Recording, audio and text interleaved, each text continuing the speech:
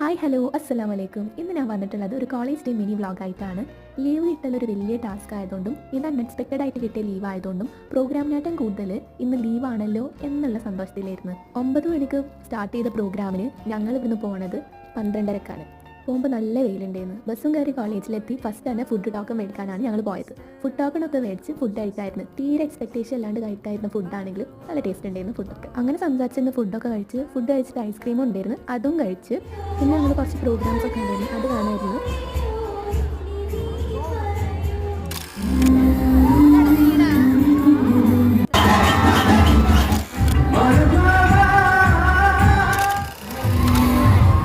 ഫുള്ളൊന്നും കാണാതിരുന്നിട്ടില്ല.